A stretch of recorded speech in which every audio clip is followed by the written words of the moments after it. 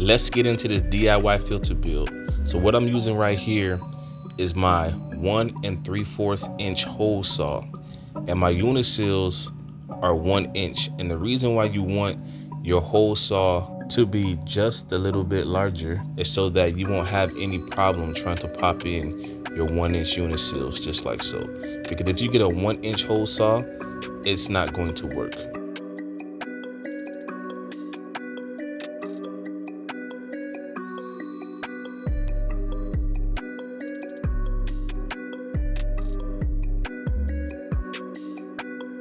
So in the back of the bucket, 2 inches away from the bottom, we're also going to put a hole in here because this is for our drain out valve, which we're also going to put a uniseal on this one as well.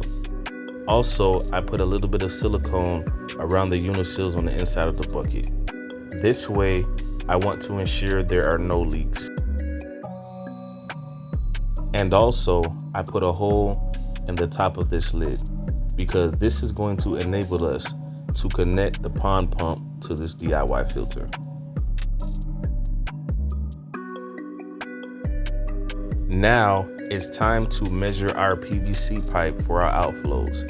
I'm gonna stick with about 7.5 inches because I know how far from my tank I'm going to be placing this.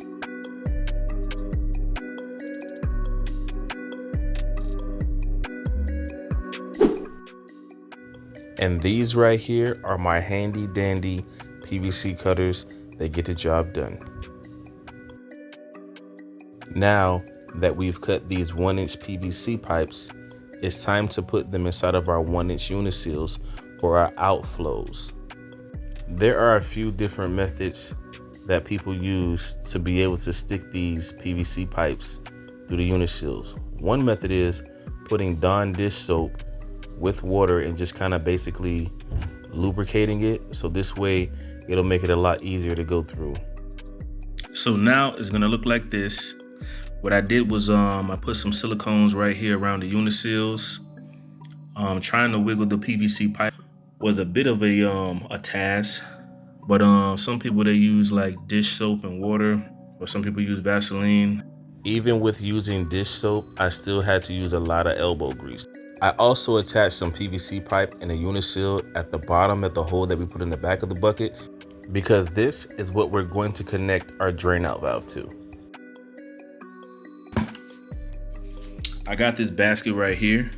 I put a hole in the top for my PVC pipe, and I also cut a hole right here. This hole right here is for the clean out valve. So once you put it in like this, put a little hole to where it sits right on top of that clean out valve. So basically, all the debris is going to be trapped inside of this basket. So you want to get a basket that has some small holes like this to basically catch all this stuff.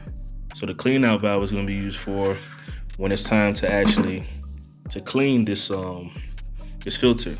Now there's a couple of things that I can do to this filter once it's at this point.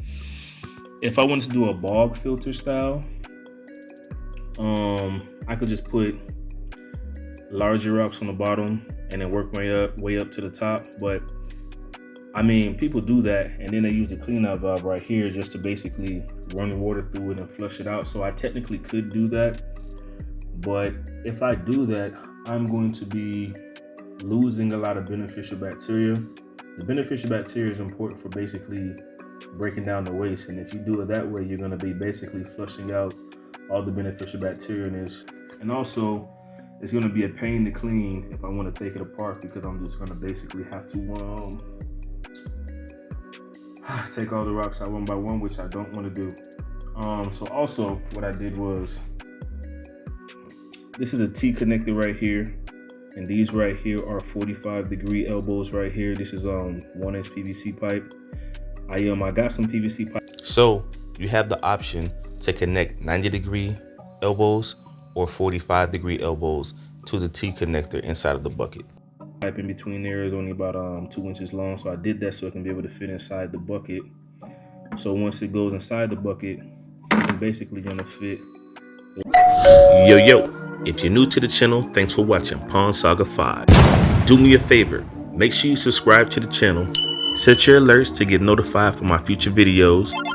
And please help this video get at least 1,000 likes. This is how you can help support my channel for free. Like this right here, but inside the bucket, which is cool because I got it to where it can barely fit in there. So it's gonna be a little, it's gonna push it up just a little bit, but it's, you know what I'm saying, it's not really a big deal. So that's what I did with that. But basically, when the water comes into this pipe right here and push it down at the bottom, the water is gonna swirl in from this side right here and then come around this side right there. So it's basically gonna come in like a tornado when it's coming up. It's gonna come up like this and move its way around through all the extra the filter meter that I have here. So I'm about to get ready to put this inside. So you guys can see what this looks like when I do it. Let's see. You can see how it's in there. I want to keep this little piece right here, so it's in there. So boom, put it right there to where this is still over the top like this. Boom, drop that bad boy in there. And this is ready to ride now. So what I think I'm gonna do next is I have some of these pot scrubbies right here. I'm just gonna line it up with the pot scrubbies, and then I'm gonna cut the filter floss that I have to basically align the size of it. So here we are. I took the pot scrubbies out. I lined the bottoms of it. And I'm also pushing some around the side. And I also have my my filter floss right here. Go ahead, like how I cut it was basically with this right here. I folded it like this. I put a slit across and a slit in between, so this way it just kind of opens up like this, and I can still close it on the top. But I didn't do that for the first one, so I'll show you what the first one looked like that I did. I didn't do it for this one, but the idea came to me as I was doing it. This stuff right here is just gonna go down like this right here, and we're gonna just tuck it on the sides like this. So this is the first layer right here. Just gonna tuck this stuff on the side, tuck it down. That's one. This is two. Tuck this stuff down. Building a filter like this is usually you would build a filter like this to go on a pond, but in my case, I'm actually I'm building it to go on my 125 gallon aquarium that I'm going to set up. I'm going to show the process of how I set that up as well. That's how I'm going to filter it. I have two pieces of filter floss in here. I may make 2 or 3 bags or 2 bags of lava rock, and then put some right here, put a bag on this side, put a bag on this side for it. That'll be more than enough filtration for this project, because I don't really have a whole lot of space to work with. And as you can see, my holes are right here. So I definitely want to put the rocks on top, because the last thing I want is to have the rocks under this, and then this pushes through, and then it basically clogs up this right here. When I build this right here, I probably don't even have to clean this for like another 2 or 3 months. Actually, maybe like a year. Some people don't clean theirs for a year, but I think I should be good with the flow rate. Show you guys what the finished product looks like. I'm still not done with it. I still have to make some adjustments to these, because I'm not sure if I want these to be this long still. So I'm probably going to end up, depending on how this balance it out, when I set it all up to see how it is, I'm probably going to end up cutting these about right here and doing something different with the output of how it flows into the actual tank. Get some DIY filter, which I'm almost done with it. I'm not done. I might do another layer of lava rock, put it on the sides right here. So I have one here, I'm gonna put one here, and then one here. So I'm gonna do 4 more bags. And it's still pretty light, you know what I'm saying? Then I gotta connect pump. I gotta go to the store and I gotta get a drain valve. So this will make it easier. So it's basically gonna look something like this. I'm gonna have it, I might get creative with these pipes right here and do something different rather than just having it shoot out straight like that. So stay tuned. All right, so here I am customizing this like I said I would for how I'm gonna do it.